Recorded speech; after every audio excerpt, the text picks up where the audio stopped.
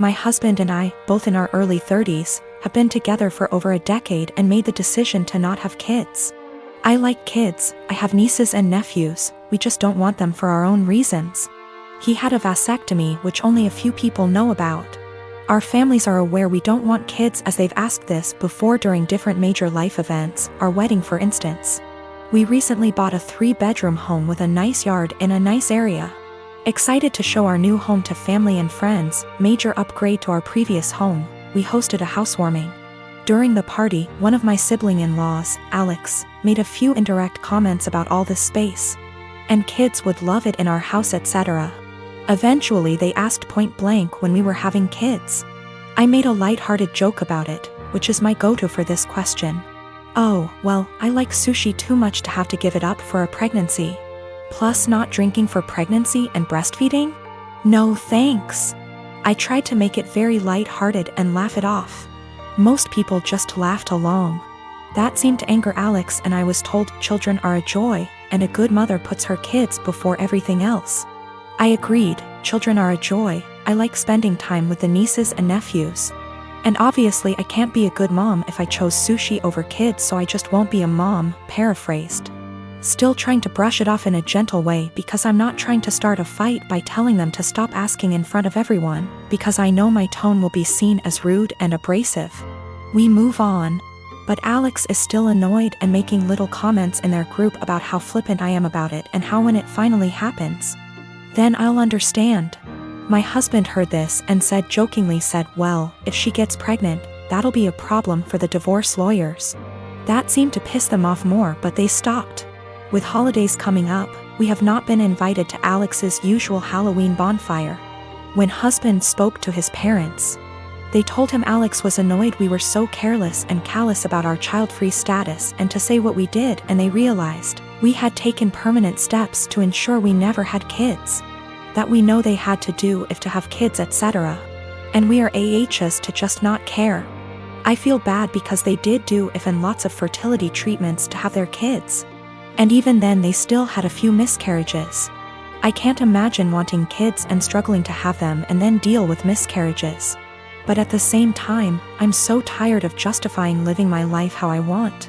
I feel terrible my joke was taken the way it was and that I hurt my IELTS. I truly never meant for that to happen. After the bonfire this weekend, we will be reaching out to have a heart-to-heart, if they'll accept it. Either way, I'll be apologizing for hurting their feelings, let them know I love their kids and them. But I will also be firmly putting down any further attempts to discuss our child-free status, if the conversation is about changing our minds. I have not told them our reasons for being child-free, so I think perhaps if they are willing to listen, I'll explain them and hopefully the conversation can be constructive. I've always cleaned as I cook so that when it gets to the end of the meal, there's minimal mess. My husband is the opposite. When he cooks, it's like a bomb went off. I've encouraged him to clean as he cooks. And if we're doing a big meal / holiday meal together, I often make sure to assign him that role. Like most people, one of us cooks, the other one cleans up. I am the better cook, so I cook like 80% of the time. He gets an easy cleanup. I'm busier than usual at work, so he's had to step up. Whenever he's done, the kitchen is a mess. I don't even get how it happens. There will be oil splatters untouched, stuff drying to dishes, peels and meat. I'm not about to let food sit out overnight, so after I'm done eating I'll start the process and won't get to really relax much. Last week I asked if he could please try cleaning as he cooks. He told me the rule is one person cooks, the other person cleans. I said, I get that, but you're leaving me with a huge mess every night. He said, I just don't have the time to clean up when I'm focused on cooking, knowing full well I'll see him scrolling on his phone. I just got so fed up, so on Sunday I made a big pot of chili. I didn't clean up as I worked. When I was done, I served him, sat down, enjoyed a beer and dinner. When he finally went into the kitchen, he said, what the? Why is there such a mess? I said that I was too busy paying attention to the chili to clean up. I started to get ready for bed. He was like, You're just going to leave this here? And I said yes. He said he would have to wake up extra early to clean up and that he had to be at work earlier than usual, and was supposed to play a game with his friends later that night, so could I just clean up? I said no, I cooked, so he has to clean. 2 days later he's still pissy with me because he ended up not being able to game and told me that he didn't get enough sleep, and was exhausted at work. Not to be too snarky, but it's not like he's a surgeon, because I had to prove a point to him. I told him that nothing else seemed to get his attention, and I feel pretty justified. He told me I was being a smug asshole about it and it was childish. We don't have a dishwasher, there's no room for one, so everything has to be done by hand. Additionally, doing the dishes means cleaning up the counters and stovetop and sweeping the floor, taking out the trash if need be. When I make chili, it's a process starting // dried chilies that I toast, soak, seed, pulverize, etc.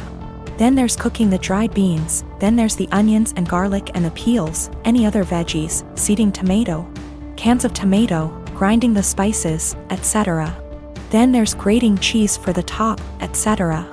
It definitely left a ton of dishes and other stuff behind. So another thing that comes up is whoever cooks also cleans, but since I cook most of the time, I just don't see that as being also fair to me.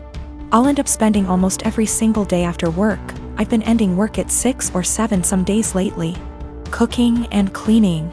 If I had him cook more I would definitely start to gain weight and then we'd have another issue altogether. I am a 32 years old female, and I was raised Mormon but I'm not now, nor do I follow any other religion. My mom is still very much in the cult. As such, she has the typical Mormon mindset regarding gender roles and all that bullshit. Granted, I still think she'd be this way without her religion, though maybe not as bad. We get along splendidly, except when the topic of her religion comes up, which doesn't often. She's visiting right now. I don't see her in person much, but she came down for my birthday. It's also important to note that I have 2 sons. My 5-year-old has a mohawk. My 3-year-old has shaggy, shoulder-length hair. He's never had a haircut for a multitude of reasons, none of which would even be asked if he were a girl. Not long after she got here, she started going in on his hair. This is not the first time she's given her opinion on it. Why don't I cut it? Don't I want to prevent him from being bullied? Or from people thinking he's a girl? Because he hasn't asked and I want it to be his choice. Because he acts like I'm murdering him when I brush his teeth and hair. Because he also flails around like he's having an exorcism, so imagine that with a pair of scissors. Because if someone sees long hair and assumes girl, that's on them, and a simple, he's a boy, corrects it. But mostly it's because I don't want to. She got pissed and said what she really thought, which was, well, I just don't like long hair on boys. Clearly. Yet she has no problem with my other son's mohawk. Guess that's boyish enough for her. And she said it in front of both my sons, which pissed me off. I said the first thing which came to my head, which was, if you have a problem with long hair on boys, I suggest you take it up with your Lord and Savior Jesus Christ. You can start by asking him to get a haircut. Call John the barber. Bruh. If looks could kill, I'd be in outer darkness right now. She steeped in her anger for a while but didn't say anything else. She hasn't changed her opinion, nor will she. But I don't think she wants to get roasted again either, so she won't bring it up anymore. I feel like we're both assholes. As much as I hate her religion, that was also a low blow, and I have a tendency to speak first, regret later. Though I don't necessarily regret my words, I do regret how they made her feel. She is my mom after all. I am a 27 years old male. My fiancé, she's 25, has an obvious permanent burn scar from an accident that caused her mother, her only parent, to pass away from injury. My fiancé had a long recovery. It's been 7 years. The scar is on her collarbone. It goes down her chest but isn't showing. Unless she's wearing scoop / square tops. She often wears hoodies / jackets to cover up. She puts this cream, I don't know what ladies call it, but it's supposed to tone skin color or something. I'm not sure, but my fiancé calls it foundation that is 1 degree brighter than her skin color. I absolutely adore her. She's pretty, smart, ambitious, and the list goes on. What happened was unfortunate, and I'm glad she's at peace with herself and more confident. My family love her. How can they not?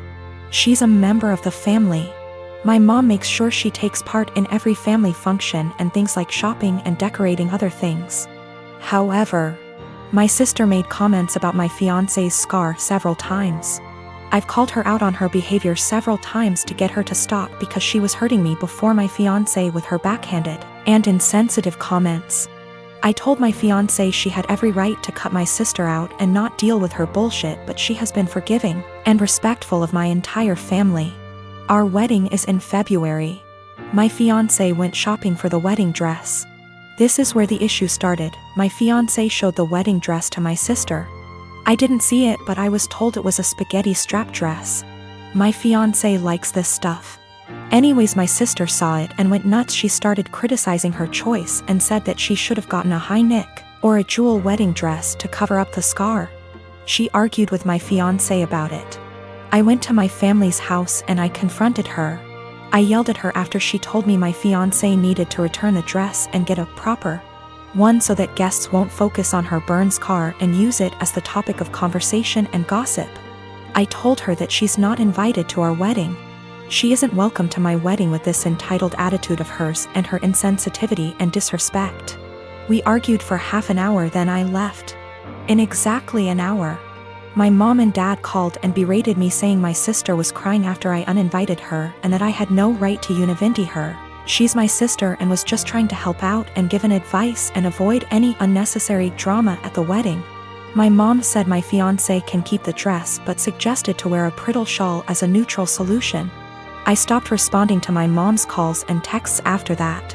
Family members were upset my sister was uninvited and wanted me to invite her again, because this will make family look bad in front of outsiders and guests.